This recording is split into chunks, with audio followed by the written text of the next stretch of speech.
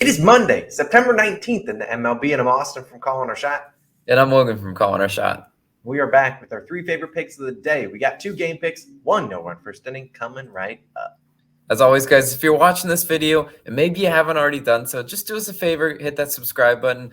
A lot of content coming your way on this channel. Austin and I do put a lot of hard work in these videos, so we just appreciate if you do that bare minimum.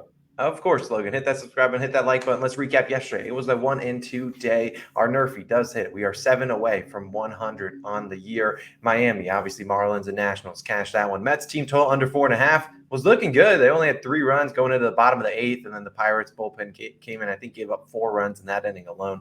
Obviously, that one does not hit. And then the Padres versus Diamondbacks over 8.5 ended with 7 runs. I think the Diamondbacks didn't really help you out there, Logan. But whatever, it's gonna happen. We're gonna keep getting back into it. You see the record at the bottom of the screen. You can't let one bad day happen to change your whole mindset. We're gonna keep diving in. There's a couple Monday Night Football games on tonight. If you want to check out our best bets in those, definitely go check out those videos. They were posted last night. Go check them out. We have a couple new All-Stars, Christina, Lee Burke, and Bill. We appreciate you guys for supporting the channel. Look, if you want to become an All-Star, hit that join button on the channel. Only $2.99 a month. We appreciate all these All-Stars as well. But Logan, it's Monday. Let's give the people some winners. Yeah, we're going to a game pick in this one, and we're taking the Rays money line versus the Astros in this one. Minus 115 odds on points bets, your best value here, as Austin's showing right here.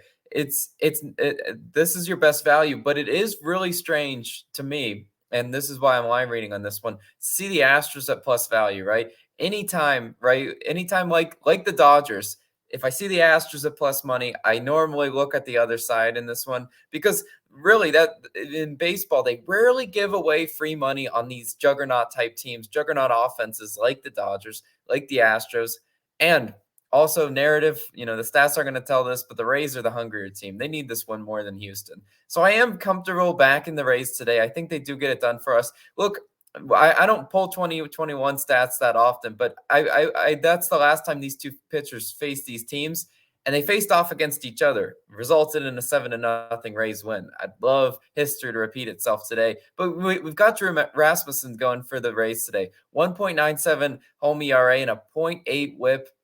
At home, he's been a really solid pitcher, at home. I mean, the numbers tell you right there, a sub-2 ERA. He's very comfortable, and he better have his stuff today because Houston is hitting 278 in their last 3 road games. He's going to have to be sharp. He's going to have to, not make mistake pitches because the Astros are an offense that absolutely capitalizes on those mistakes. And I also pulled the Houston hitter splits versus Rasmussen. Luckily, no extra base hits allowed to any of the lineup so far. I mean, he has faced a few of the guys several times, like Mancini, back when Mancini was with the Orioles, and he hasn't allowed the extra base hits. I can live with Rasmussen allowing a single here and there to this Astros offense. Where they really do damage is when, it's just extra base hit after extra base hit, and then it's no sweat bet for the Astros bettors. But I think Rasmussen will be able to hold Houston down today. I know he's going to have his hands full, but I believe in him today. Now, on the other side, we got Luis Garcia, 3.06 road ERA. And in his last 3 games, his road ERA has ballooned to a 4, though. If you look at his home road splits, he pitches a lot better on the road than he does home, especially at home recently. I mean, he's flirting around a 5 ERA at home. I think his road ERA is finally kind of catching up to his home ERA. Luis Garcia is a really solid pitcher, but he's not unhittable by any stretch of the imagination. Also, Tampa Bay, we're catching them at a good time, right? Tampa Bay's hitting 269 at home this month and 278 at home in their last 3 games. So this is an offense that's equally as hot as Houston, and they should be able to go toe-to-toe with the Houston bats in this one. I do like the Rays to be able to get enough hits and runs up on Luis Garcia, and to make the bullpens not matter as much, right? Houston is first in bullpen ERA, very solid bullpen on there, but Tampa Bay's not far behind, right? Tampa Bay's 7th in bullpen ERA. I believe in the Rays to give Rasmussen enough run support to get this one done. And I'm taking the Rays to win this one. They need it more, and I think they get it today. But Austin, what do you got for us? Logan, I love backing the Rays at home, and it's weird to see the Astros as plus money. It feels like people are going to be falling right on into that one. Now, my favorite pick of the day, I'm going to go to another team total. Yesterday we got hurt good. Today I'm taking the Mariners team total under 4.5 runs at -132 on Barstool. Now you can see a couple different books are kind of flirting around that -130-ish line, and then you got I think FanDuel sitting at 4, and I don't mind honestly taking the 3.5 or +120 if you want to take a stab at that. Now let's talk about this one a little bit. And the Mariners are in danger of being swept today by the Angels. And while I don't necessarily know if they get swept today, I do think this is a lower scoring game. And the Mariners' last 2 games have only scored 1 run apiece. So just 2 runs over their past 2. And look who's starting for the Angels. It's going to be Jose Suarez. And he had 3.84 ERA, 1.28 whip. Not the best numbers, not the worst numbers. At home, he's been pretty solid, only allowing a 216 batting average compared to a 270 on the road. If you look at his home road ERAs, they're roughly the same. But the fact he's having, 216 batting average versus 270 is pretty good indicator that he's pitching good at home. And since the All-Star break, Suarez has been pretty good.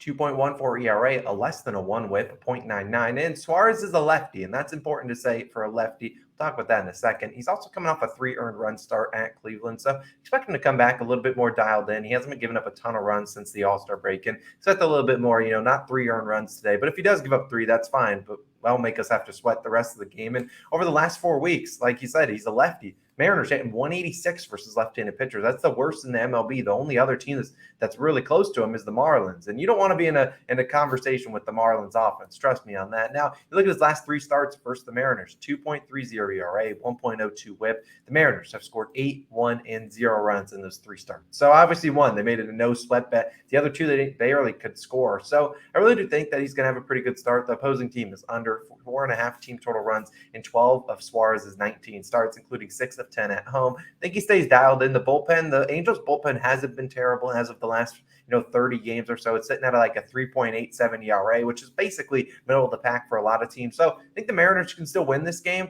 but I think they could maybe do it maybe a 4-3 kind of score. They got Logan Gilbert going out there. So imagine this game, the over-under's at 7.5 or 8 on some books. So I do like the Mariners team total under 4.5. Slightly juiced. You can take it at 3.5, but I could really see them ending on 4 on the dot. These lines normally are pretty sharp. So give me that team total as my favorite pick of the day. And of course, we are only 7. So we need to get them out 7, no one first innings away. And it's Nerfy Nation time. That's what the people come here for.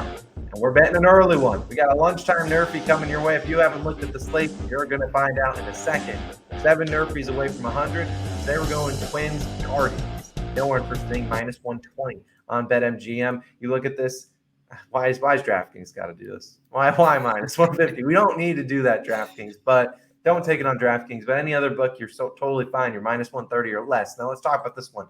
Now we look at who's on the mound for the Guardians. It'll be my man Cal Quantrill, 24-4 on no one first inning. He's been very solid, and he's pitched against this Twins lineup before, 2-0 against them. We know the Twins can be annoying at times with their hitters up there, but I do really think that Quantrill can get it done. Minnesota's 5th in first inning runs, but Quantrill's had a great record all season long. I certainly think he can get me the first 3 outs. Who's pitching for the Twins today, Logan? Yeah, we got Sonny Gray. Sonny Gray's definitely going to get us those last 3 outs that we need, right? He 21-2 on Nerfies this year. That's really solid for Sonny Gray. I mean, that's got to be amongst the leaders, as far as that many starts and that solid of a record, right? Also, Sonny Gray has faced the Guardians 3 times. Knock on wood, he's nerfied in all 3 of those games. That's what we like to see. Sonny Gray, hopefully, will be able to navigate his way through that order. Cleveland, as you mentioned, is an annoying first inning run team, 11th in first inning runs. We saw the very sweaty nerfy we took last time versus the Cleveland Guardians. It's what they do, right? They live on base. They love getting the extra base hits, especially in the first inning. But we're back in Sonny Gray in this one. The over/under set to 7.5, right where we think where we normally pick these. As Austin mentioned, this is an early start time. 1 p.m. Eastern time start time.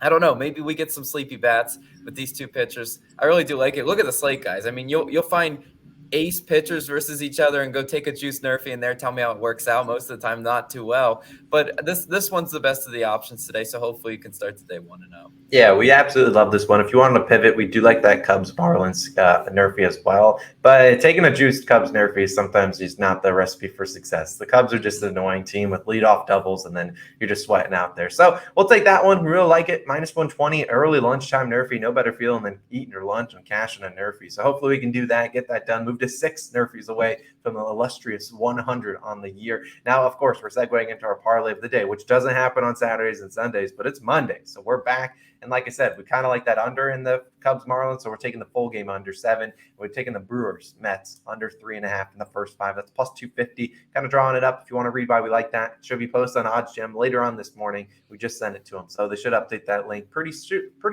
We appreciate you guys as always for tuning in Monday Night Football. If you want to go check out those videos, go do that. We're 400 something subscribers away from the illustrious 38,000. Go get it done. We appreciate you guys as always. Logan and Austin signing out.